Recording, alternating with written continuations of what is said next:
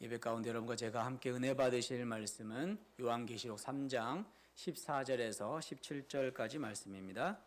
라오디게아 교회의 사자에게 편지하라. 아멘이시오. 충성되고 참된 증인이시오. 하나님의 창조의 근본이신 이가 이르시되 내가 내 행위를 아니 내가 차지도 아니하고 뜨겁지도 아니하노라. 네가 차든지 뜨겁든지 하기를 원하노라. 내가 이같이 미지근하여 뜨겁지도 아니하고 차지도 아니하니 내 입에서 너를 토하여 버리라. 함께합니다. 내가 말하기를 나는 부자라 부요하여 부족한 것이 없다 하나 내 공고한 것과 가련한 것과 가난한 것과 눈먼 것과 벌거벗은 것을 알지 못하는 도다. 아멘. 오늘 말씀의 제목은 차든지 뜨겁든지 라는 말씀의 제목으로 저와 여러분이 함께 은혜 받는 시간 되시길 소망합니다. 아멘. 우리는 소아시아 7교회에 보내는 예수님의 편지를 함께 나누고 있습니다. 소아시아 7교회는 에베소 교회, 서머나 교회, 버가모 교회, 두아디라 교회, 사대 교회, 빌라델비아 교회, 라오디게아 교회 7교회에 대해서 지금까지 함께 말씀을 나눴습니다. 저희는 지난주 6번째 교회인 빌라델비아 교회에 대해 보내는 예수님의 편지에 대해서 칭찬과 책망을 함께 나누었습니다. 빌라델비아 교회는 작은 능력의 교회였습니다. 눈으로 보기에는 보잘것없고 작은 교회였지만 주님을 의지함으로 핍박을 이겨낸 교회로 칭찬을 받았던 교회이지요. 유대인들의 큰 핍박 속에서도 하나님의 말씀에 충성하고 주님의 이름에 영광을 돌리는 교회가 이 빌라델비아 교회였습니다. 또한 주님께서는 주님 오실 때까지 믿음을 굳건히 붙들며 면류관을 빼앗기지 말라라고 권면해 주셨습니다. 그러므로 우리는 작은 능력, 작은 건강, 작은 물질, 작은 시간을 가졌다고 불만할 것이 아니라 그 능력을 가지고서 주님께 충성함으로 나아갈 때 주님께서 능력에 능력을 더하여 주실 줄로 믿습니다. 아멘. 작은 능력으로 주님 의지함으로 승리하였습니까? 아멘. 감사합니다. 오늘은 소아시아 7교회 가운데 마지막 교회인 라오디게아 교회에 대해서 함께 나누는 시간 갖기를 소망합니다. 이 교회는 특별히 예수님으로부터 책망만 받은 교회입니다. 칭찬은 하나도 없고 책망만 받은 교회이죠. 라오디게아 교회는 주신 책망을 교훈 삼아 변화되는 시간 되시길 소망합니다. 아멘. 먼저 예수님께서 자신을 소개하십니다. 우리가 지금 7교회, 지금 6교회를 함께 봤었고 7번째 교회인데요. 교회마다 항상 예수님께서 자신의 모습을, 예수님의 주님의 모습을 소개하는 것을 볼 수가 있었습니다. 그런데 그 모습이 그냥 예수님의 모습을 나타내는 것이 아니라 그 교회에 처한 상황과 아주 밀접한 관련이 있었다는 것을 잘 기억하고 계실 거라고 믿습니다. 그러게 더욱더 주의 깊게 살펴보아야 할 것입니다. 우리 14절 말씀 함께 봉독해 보도록 하겠습니다.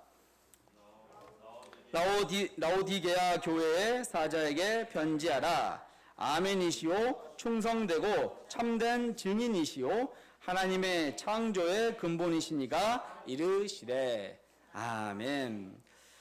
라오디게아 교회의 사자에게 편지한다 라고 예수님께서 그렇게 말씀하고 계십니다.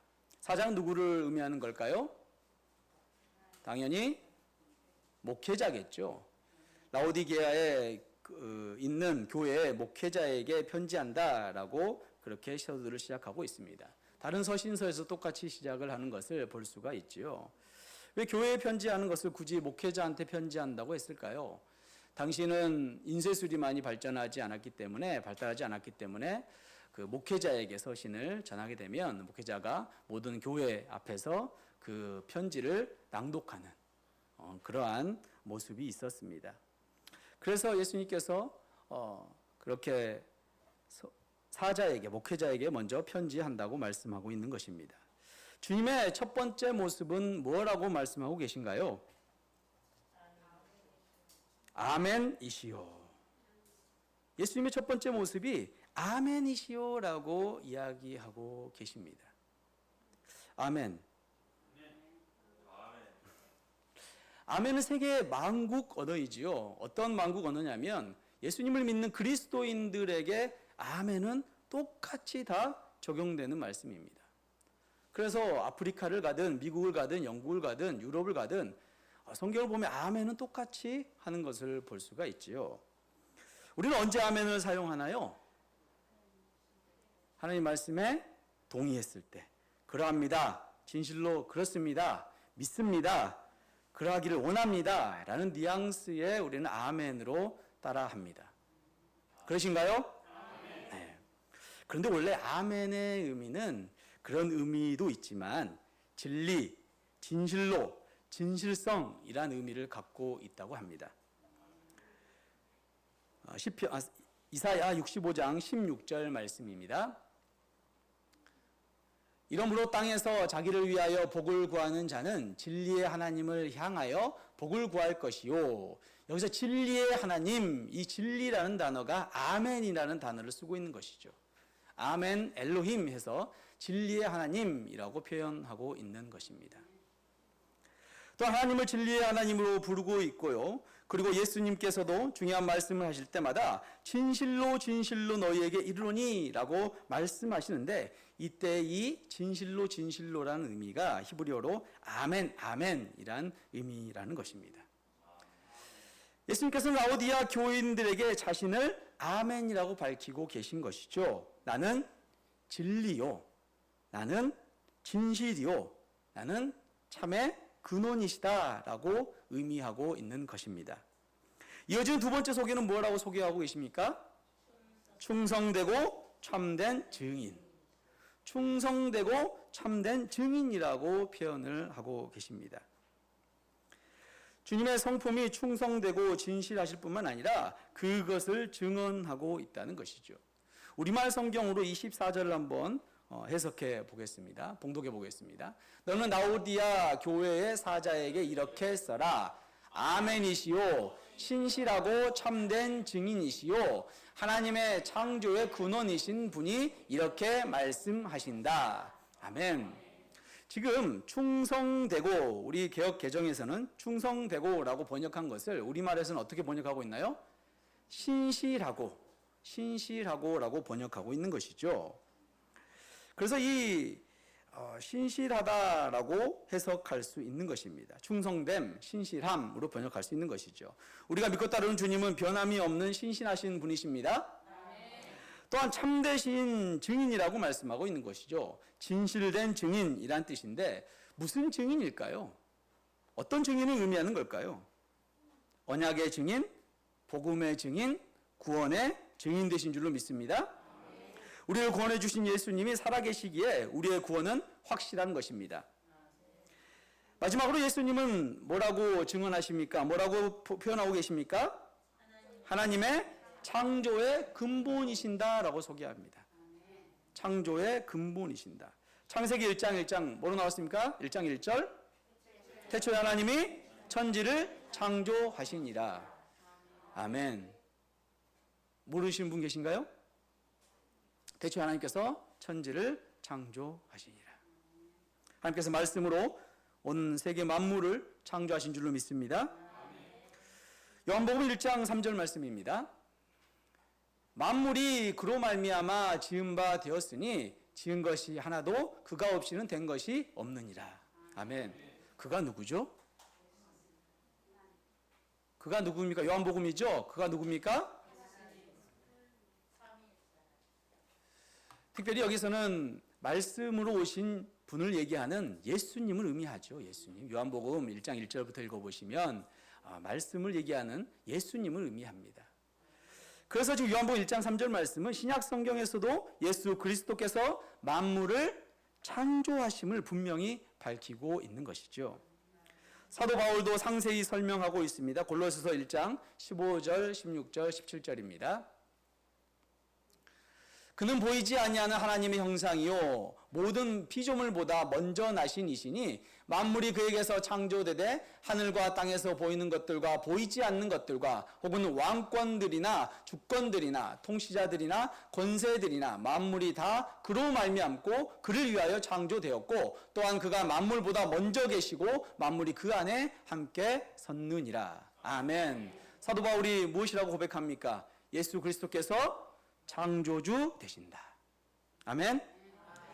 예수 그리스도께서 모든 만물 창조하시자 창조의 근거시자 피조물의 근원 되신다고 고백하고 있는 것입니다. 더욱이 사람은 하나님의 형상을 따라 지음받았는데 그 하나님의 형상은 곧 예수 그리스도의 형상인 줄로 믿습니다. 따라서 예수 그리스도는 우리가 닮아가야 할 그 원형이 되신 것입니다. 또한 예수 그리스도는 만물을 다스리시는 주인이 되신 줄로 믿습니다. 이 진리 되시고 증인 되시고 근본 되신 예수님께서 라오디게아 교회 가운데 말씀을 하고 계신 것입니다. 아멘이십니까? 15절 초반부입니다. 제가 한번 봉독하도록 하겠습니다. 내가 내 행위를 아노니. 누가 아신다는 거죠? 예수님께서. 어떤 예수님께서? 진리 되시고 증인 되시고 근본 되시는 예수님께서 알고 계신다라고 말씀하고 계시죠. 무엇을 알고 있습니까? 내 행위를. 누구의 행위를요? 라오디게아 교회 성도들의 행위. 저와 여러분의 행위를 알고 계신다라고 말씀하고 있는 것이죠. 주님께서는 무호하게 라오디게아 교회의 모든 성도들의 모습을, 심령을 꿰뚫고 계신 줄로 믿습니다.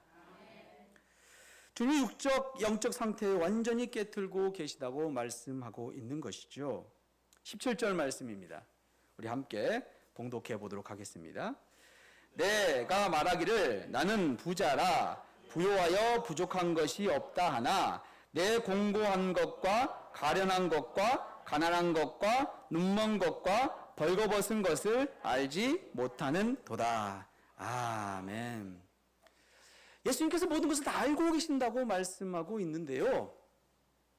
그런데 지금 17절 말씀에 이 라오디게아 성도들은 뭐라고 얘기합니까? 내가 말하기를. 누가 말하는 거예요? 내가 말하기를. 내가 아니잖아요. 라오디게아 성도들이 이야기하기를 그 말이잖아요. 내 자가에서. 너를 말하는 거잖아요. 너희들이 말하기를 뭐라고 얘기한답니까? 나는 부자라 부여하여 부족한 것이 없다 하나. 지금 라오디게아 성도들이 이야기한 게 뭐냐면 우리는 부자예요. 저희는 부자입니다. 저는 부유합니다. 부족함이 없이 살아가고 있습니다. 라고 이야기하고 있다는 거예요. 그렇다면 라오디게아 교회 성도들은 모두 부유하다는 의미일까요? 다 부자로 살고 있다는 의미일까요? 물론 겉으로는 부유하다고 할 수가 있습니다. 겉으로 부유하게 살고 있다고 볼 수도 있는 것이죠. 그러나 이와 같은 자랑은 라오디게아 신자들이 만들어낸 말이라기보다는 라오디게아 시민 전체에 통용되는 자부심, 그런 의미를 갖고 있는 것을 생각해 볼 수 있습니다.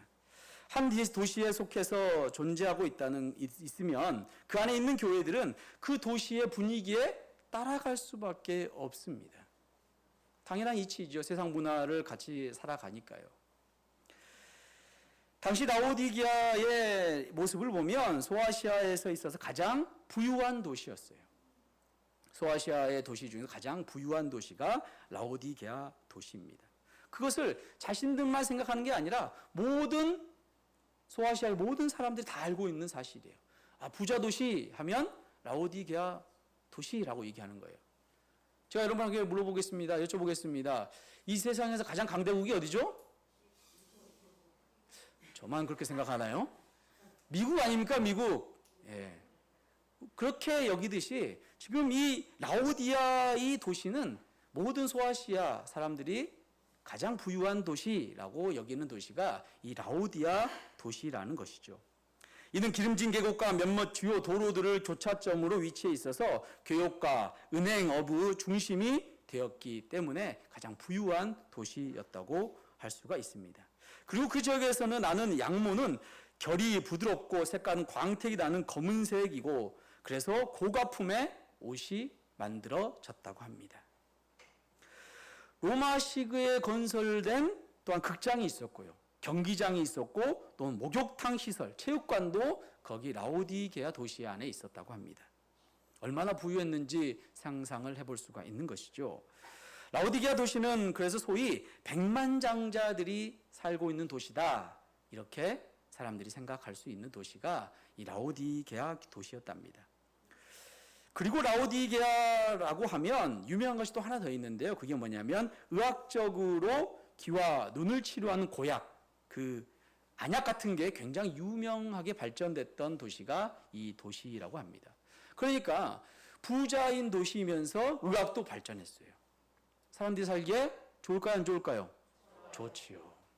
아주 풍요로운 도시가 이 도시였다는 거예요. 이런 입지 조건과 산업의 융성으로 인해서 라오디게아는 많은 부를 축적했으며 부에 기반한 시민들은 서로 자족하는 마음과 자긍심이 있는 거예요. 미국 시민들이 자긍심이 있잖아요. 세계 어디를 가든 나는 미국 시민이야, 시민권만 있으면 미국 시민이야 하고 자긍심을 갖고 살아가지 않습니까? 이 라오디게아 도시의 사람들도 그러한 자긍심을 갖고 있었다는 것입니다. 예를 들어서 주후 60년경에 소아시아에 큰 대지진이 있었다고 역사는 기록하고 있습니다. 이 라오디아도 큰 피해를 입었어요. 이 지진 가운데 모든 건물들이 너무 부서지고 그렇게 했습니다. 그래서 소아시아 다른 교회들은 다른 지역들은 다 로마에 손을 벌렸어요. 우리가 이렇게 도시가 다 폐허가 됐는데 좀 도와주세요 하고 로마에 손을 벌렸어요. 근데 이 라오디게아 이 도시는 로마의 원조를 원하지 않았습니다. 우리는 우리 돈이 있으니까 우리가 우리 스스로 재건하겠다. 실제로 스스로 재건했다고 합니다. 어느 정도 이 도시가 부자였는지 알 수 있겠죠. 바로 그런 도시가 이 라오디게아 도시였습니다. 그러나 이러한 겉으로 풍요에도 불구하고 주님의 평가는 뭐라고 평가하고 계십니까? 17절 후반절 한번 봐보겠습니다. 내 공고한 것과 가련한 것과 가난한 것과 눈먼 것과 벌거벗은 것을 알지 못하는도다. 아멘. 내가 풍요롭게 살고 있지만, 부유하게 살고 있지만 내 영은, 내 속은 형편없는 죽어가는 모습이다 라고 예수님께서 평가하고 계신 것입니다. 육적으로 부유한 교회, 아니 그 부유함도 세상적으로 가진 것이 많아서가 아니라 세상의 흐름에 따라, 세상 사람의 생각에 따라 그와 같은 부와 권력에 의존하고 있기 때문에 영적으로 황폐한 교회, 죽어가는 교회가 되고 있다는 것입니다.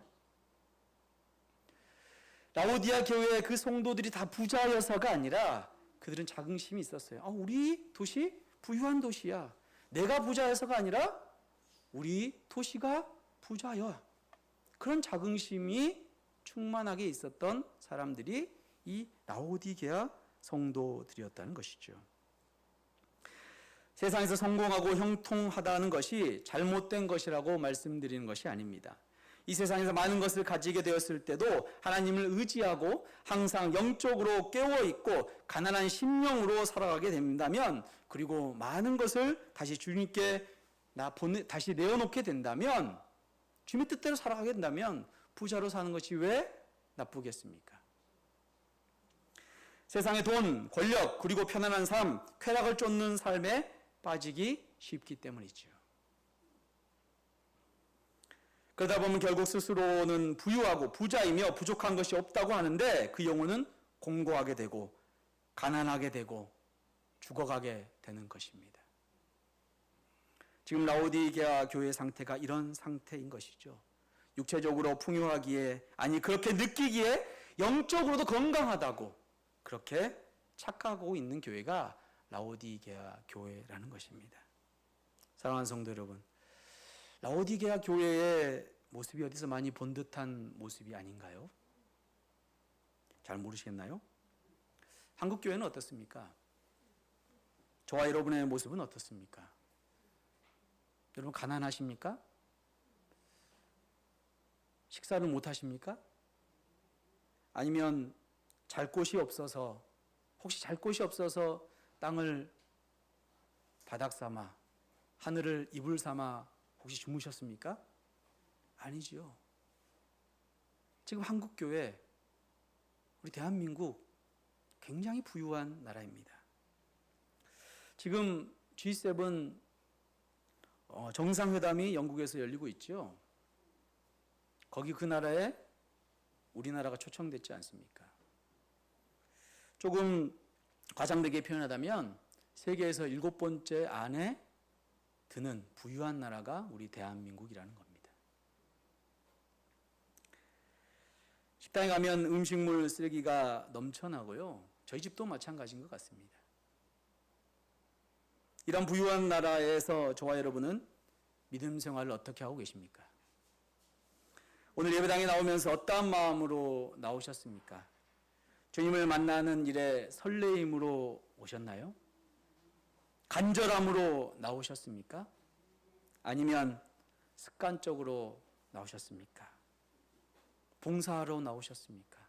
오늘 주보에 내가 봉사위원, 헌금위원, 안내위원, 기도위원이니까 그거 생각하고 나오셨습니까? 어쩌면 우리는 지금 육적으로 부유하나 영적으로 공고하고 갈급하고 죽어가는 줄도 모릅니다. 잠깐 눈을 감아봤으면 좋겠습니다. 다 같이 눈을 한번 감아보시죠. 그리고 우리의 모습, 아니 나의 모습을 한번 돌아와 봤으면 좋겠습니다. 오늘 주일날 예배에 나오는 나의 모습, 아침에 눈을 떠서 내가 무엇을 위하여서 무엇을 생각하며 예배당에 나왔는지, 정말 주님을 만나는 그 기쁨과 그 감격, 그걸 생각하고 왔는지, 아니면 습관을 따라 나왔는지. 이제 예수님께서 이러한 라오디아 교회의 영적인 모습을 책망하십니다. 눈을 뜨셔도 좋습니다. 15절 후반절의 말씀입니다. 우리 함께 봉독해 보겠습니다. 내가 차지도 아니하고 뜨겁지도 아니하도다. 내가 차든지 뜨겁든지 하기를 원하노라. 아멘. 예수님께서 뭐라고 말씀하셨습니까? 다시 한번 봉독해 보겠습니다. 내가 차지도 아니하고 뜨겁지도 아니하고 내가 차든지 뜨겁든지 하기를 원하노라. 아멘. 16절에는 뭐라고 말씀하십니까? 내가 이같이 미지근하여 뜨겁지도 아니하고 차지도 아니하니 내가 입에서 너를 토하여 버리리라. 예수님께서 어떻게 하신다고요?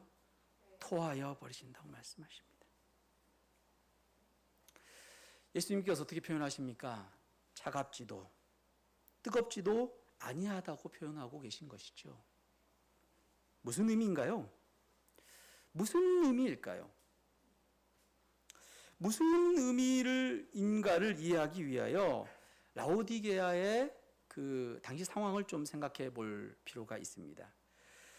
현재도 라오디카아라고 불리고 있는 라오디게아시는 식수나 생활용수를 자체 조달하지 못했기 때문에 남동쪽으로 20리, 한 8km, 10km 정도 떨어진 골로새에서 석관으로 통해서 찬물을 끌어다가 썼다고 합니다. 찬물을 한 10km 정도 이렇게 끌어다가 썼어요. 도중에 오다 보면 차가운 물이 계속 차 있을까요? 10km나 이렇게 흘러서 오는데 미지근해지겠지요. 미지근한 물이 되어버리는 것이죠. 그리고 또한 22절이 북쪽으로 떨어지면 이헤라 볼리라고, 현재는 파무칼레라고 불리우는 온천이 아주 유명한 곳이 있다고 합니다. 그곳에서도 이렇게 석관을 이용해서 물을 끌어다가 썼다고 합니다. 온천물이니까 따뜻할까요? 차가울까요? 따뜻하겠죠. 그런데 이 따뜻한 물이 오면서 그 라오디게아의 맞은편 절벽을 지나게 되는데 거기 보면 석회질이 아주 많은 그 관을 지나게 된다고 합니다. 그래서 물이 희게 뿌옇게 흐려지게 되는 것이죠. 또한 미지근한 물이 되고 그것 때문에 악취가 나게 되는 현상이 생기게 되었다고 합니다. 이와 같이 악취가 나고 미지근한 물을 입에 넣게 되면 당연히 구역질이 나고 마침내 토해버릴 수밖에 없는 물이 된다고 합니다. 그래서 주님은 라오디게아 교회의 영적인 상태가 차갑지도 뜨겁지도 아니해서 토해버리고 싶은 물과 같다고 말씀하고 계신 것입니다. 예수님은 단호히 말씀하십니다. 차든지 뜨겁든지 하기를 원한다. 뭐라고요? 차든지 뜨겁든지 하기를 원합니다. 무슨 뜻일까요? 차든지 뜨겁든지.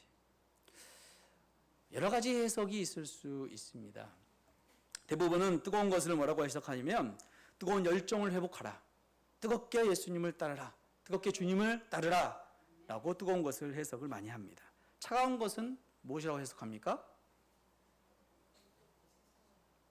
그럴 거면 믿지 마라. 그냥 세상에 나가 살아라.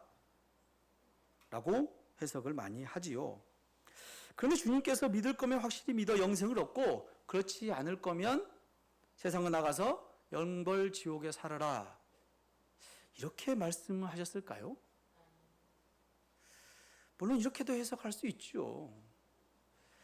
그런데 저는 다른 생각을 한번 해보았습니다. 차지도 뜨겁지도 않은 것. 차가운 것도 뜨거운 것도 주님이 원하시는 거잖아요, 지금. 다시 한번 본문을 볼까요? 차든지 뜨겁든지 하기를 원하노라. 차기도 원하시고 뜨겁게도 원하시는 거예요, 예수님께서는. 뜨거운 것만 원하셨다면 미지근하지 말고 뜨거워라 이렇게 말씀하지 않으셨을까요? 물은 언제 차가웠고 언제 뜨거웠습니까?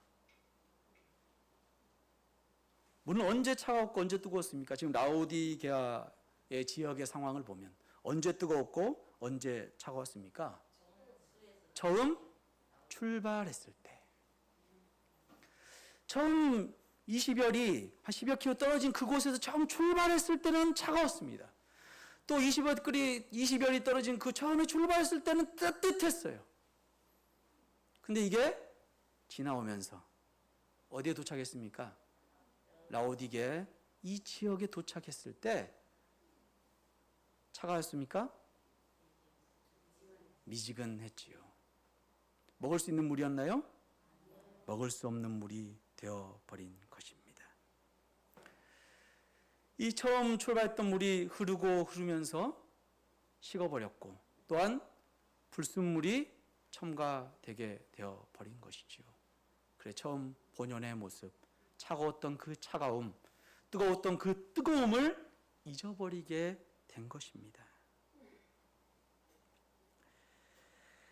그렇습니다. 예수님께서는 처음 물이 되기를 원하십니다. 다시 말하면 처음의 모습으로 끝까지 간직하기를 원하시는 것입니다. 차든지 뜨겁든지 하라.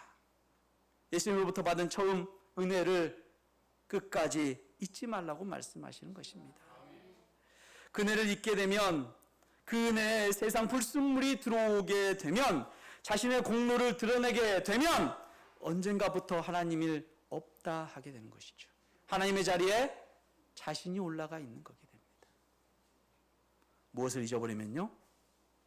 처음 은혜. 처음 구원의 은혜를 잊게 되면, 처음 차가움을 잊게 되면, 처음 뜨거움을 잊게 되면 미지근한 상태가 되는 거예요.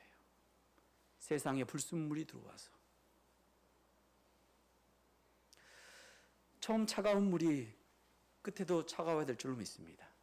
처음 뜨거운 물이 끝에도 뜨거워야 될 줄로 믿습니다. 사랑하는 성도 여러분, 우리를 구원해 주신 그 은혜를 잊지 않는 차든지 뜨겁든지 하는 저와 여러분 되시길 소망합니다. 아멘. 말씀을 마치고자 합니다. 사랑하는 성도 여러분, 예수님께서 라오디게아 교회 가운데 책망을 하셨습니다. 이 책망을 우리 주님의 은혜 교회 큰 교훈이 될 줄로 믿습니다. 라오디 교회는 차든지 뜨겁든지 선택하라는 책망을 받은 교회였습니다. 진리 되시고 증인 되시고 근본 되신 예수님께서 라오디아 교회의 모든 실상을 다 알고 계셨습니다. 라오디게아 교회는 겉으로는 부유하고 풍요로웠지만 그 영적인 실상은 가난하고 죽어가는 교회였습니다. 그 부유함 또한 자신의 부유함이 아닌 세상의 부유함에 의지하는 풍요였습니다. 이러한 미적지근한 모습을 예수님을 토해버리시겠다라고 책망하십니다. 그리고 예수님은 차든지 뜨겁든지 선택하라고 말씀하십니다. 이 말씀은 처음 구원의 은혜를 회복하라는 말씀인 줄로 믿습니다. 주님은 구원의 은혜에 감격을 입는 우리의 모습을 보시고 주님은 토하여 버리겠다라고 말씀하고 계시는 것이죠. 우리는 끝까지 마라톤의 끝에 종착역까지 그 차가움, 그 뜨거움을 가지고 소유하고 가는 주님의 은혜교회 성도님들 되시길 소망합니다. 아멘.